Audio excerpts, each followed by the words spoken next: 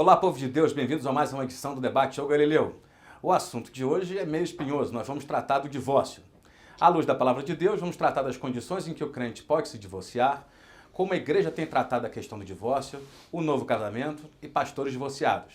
Para discutir a questão, estão aqui no estúdio o pastor Carlos Osvaldo, doutor em teologia, professor de línguas originais e de teologia, é reitor do Seminário Bíblico Palavra da Vida e coordenador do mestrado em teologia e exposição bíblica, além de autor de diversos livros de teologia e línguas originais.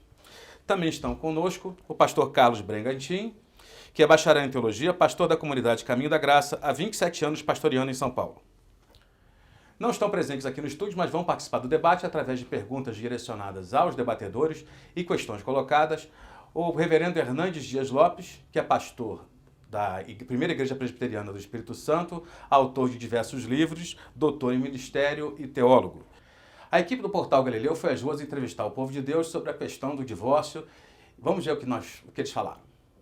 De acordo com a palavra de Deus, crente pode se divorciar? Existe uma palavra de Jesus que falou que, assim, quando o homem rejeita a mulher, se não fosse por adultério, isso não é permitido, né? Um homem ou uma mulher que foram traídos, eles podem casar novamente? Sim, se for adultério, pode sim. Na minha opinião, sim. Eu acho sempre a renovação e o arrependimento. Pastor Carlos Osvaldo, o entendimento popular está correto? Em que condições o crente pode se divorciar à luz da palavra de Deus?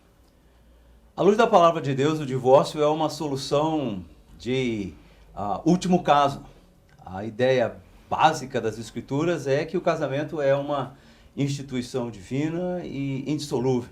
O divórcio em si é permitido pela palavra de Deus, particularmente nos textos do Antigo Testamento, em situações em que ou a pessoa exibe um comportamento muito violento, em casos de maltrato e abuso.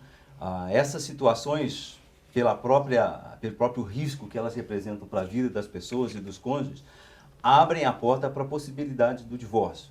Ele não deveria ser iniciado pela pessoa crente, que tem outras alternativas antes de recorrer a ele, mas não é uma porta fechada para o cristão. Pastor Carlos Brengantin, a igreja evangélica hoje está recebendo um grande número de crentes, né, nesse nosso avivamento, e que são eles próprios descendentes de lares, filhos de lares destruídos, ou eles próprios protagonistas de casamentos que foram desfeitos. Como o senhor acha que a igreja está enfrentando esse problema, ou lidando com esse problema? Olha, Danilo, eu tenho para mim que nós temos que lidar com uma realidade incontestável hoje, que são aquilo que eu chamo de novas configurações familiares. E no meu modo de entender, e é assim que tenho agido no contexto da minha própria comunidade, no cuidado das pessoas, levar em conta, em primeiro lugar, isso, é cuidar das pessoas. Num primeiro instante, desprezando até esse contexto institucional no que tange ao casamento institucional, mas cuidar individualmente das pessoas. Nós entrevistamos o reverendo Hernandes Dias Lopes sobre a questão do divórcio. Ele nos coloca que as exceções em que o casamento pode ser desfeito é a traição e o abandono. Nós fomos às ruas e entrevistamos algumas pessoas nesse sentido. Vamos assistir. E no caso de casais onde o marido bate na mulher, ela tem que continuar casada com ele? Ela tem que ficar, sim, casada com ele e ir buscando ao Senhor Jesus na casa do Pai e orando para que Jesus ele possa fazer um mover na vida daquela pessoa, tirar aquela pessoa daquelas agressão e colocar um espírito de paz naquela pessoa, que aquela pessoa possa dar força a ela e continuar os dois juntos. Pode se divorciar, mas tem que permanecer solteira. Nesse caso, ela procura o pastor da igreja, conversa e tenta entrar em acordo para ela não ter esse problema mais. Muito pessoal isso, eu acho que cada pessoa, isso é uma coisa que se a pessoa aguentar firme em oração, para Deus nada é impossível, Deus pode transformar, mas existem muitos casos aí graves, inclusive que tem que ser denunciados. A Polícia da Mulher está aí, a lei que defende a mulher tem que ser denunciado, tem que se colocar diante da justiça. Pastor Carlos Brengantin, Esse último depoimento é de um pastor de uma igreja neopentecostal. Ele me pareceu até, de certa maneira, sensato, né, a colocar casos que realmente devem ser denunciados. Mas o que a gente vê, inclusive em igrejas tradicionais, é o pastor aconselhando a esposa que está sofrendo de violência a manter esse casamento, a não denunciar, a tratar isso com oração. Mas num momento como esse, essa forma, digamos assim, arcaica de lidar com a questão, não está favorecendo o abusador? Bom, primeiro que fique claro, orar sempre. Orar sempre. Sim, sem dúvida. Orar sempre, todo o tempo, sobre tudo. Nós estamos falando aqui da possibilidade de violência, de abusos, de absurdos que acontecem, mesmo que sem violência física, mas a violência verbal. Nós matamos a alma das pessoas com muita facilidade, com a boca, com o que se fala. Então eu penso que aqueles que se põem a cuidar destas pessoas, até na tentativa de que seus casamentos sejam preservados, e eu não acho por que não fazer essa tentativa, o cuidado tem que ser mais de perto, ou muito perto, até para que não nos tornemos, ou estes se tornem, coniventes a algo violento que venha acontecer no dia seguinte. À medida que você despede uma mulher queixosa, com toda a razão de uma violência sofrida, e você a despede para orar, e no dia seguinte ela aparece na notícia do jornal. Que outro escape, à luz da palavra de Deus, pode ser dado ao crente que quer viver sinceramente, mas está vivendo uma situação de abuso muito grande em casa? Bom, a nossa sociedade trata mais diretamente da questão do abuso da esposa pelo esposo.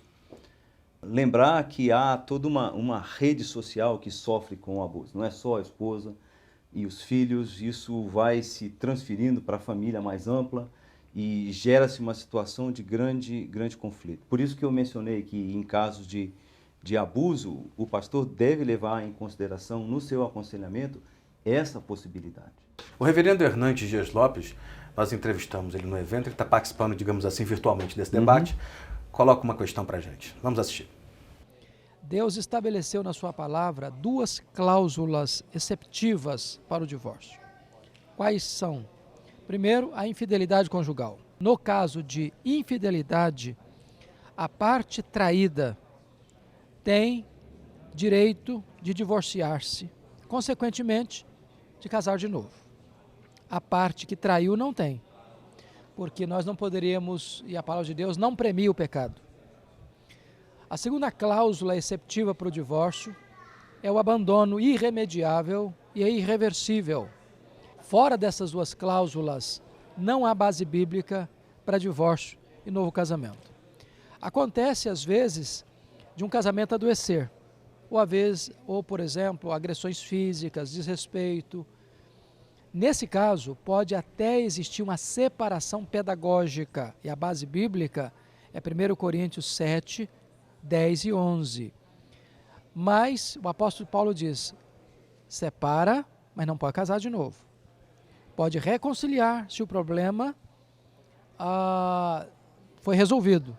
Eu confesso que toda vez que eu ouço o reverendo Hernandes, eu aprendo alguma coisa. E dessa vez foi essa separação pedagógica. Super interessante, no caso, no aconselhamento, dar um tempo, o casal, esfriar os ânimos e tal. Fala um pouco da sua experiência em lidar com casais que estão separados e principalmente em processo de separação. Aquilo que a palavra diz que é impeditiva para o divórcio, ela, no dia a dia de um casal, e eu posso falar porque eu estou há 32 anos casado com a mesma mulher, as configurações que as questões tomam são muito diferentes, não é?